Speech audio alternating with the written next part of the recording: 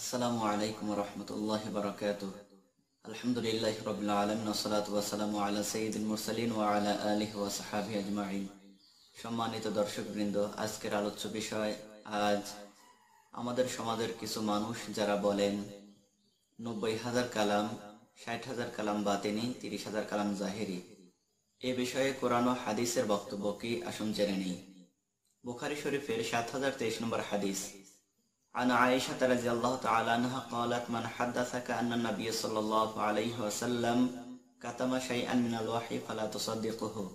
হযরত আয়েশা সিদ্দিকা রাদিয়াল্লাহু তাআলা আনহা হতে বর্ণিত, তিনি বলেন, রাসূল কারীম সাল্লাল্লাহু আলাইহি ওয়াসাল্লাম ইরশাদ করেছেন, মান হাদাসাকা আন্না নবী সাল্লাল্লাহু আলাইহি ওয়াসাল্লাম কাতামা শাইআন মিনাল ওয়াহী, যদি তোমার নিকট কোনো ব্যক্তি বলে নবীজি সাল্লাল্লাহু আলাইহি ওয়াসাল্লাম নিকট যা অবতীর্ণ হয়েছে তার মধ্যে থেকে তিনি কিছু গোপন করেছেন, ফালা তুসাদ্দিকুহু, তুমি তাকে সত্য মনে করো না।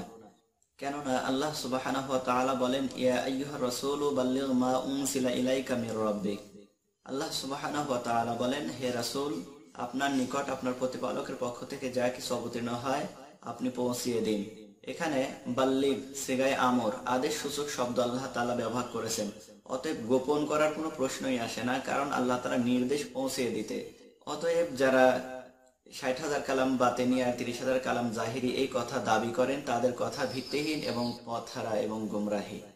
আল্লাহ তাআলা আমাদেরকে কোরআন ও হাদিস বুঝে, কোরআন হাদিস জেনে আমল করার তৌফিক দান করুন। সম্মানিত দর্শকবৃন্দ, যদি এ বিষয়ে আরো জানার ইচ্ছা বা আরো প্রশ্ন জেগে থাকে তাহলে অবশ্যই নিকটবর্তী আলেম ওলামাদের নিকটে জিজ্ঞাসা করুন।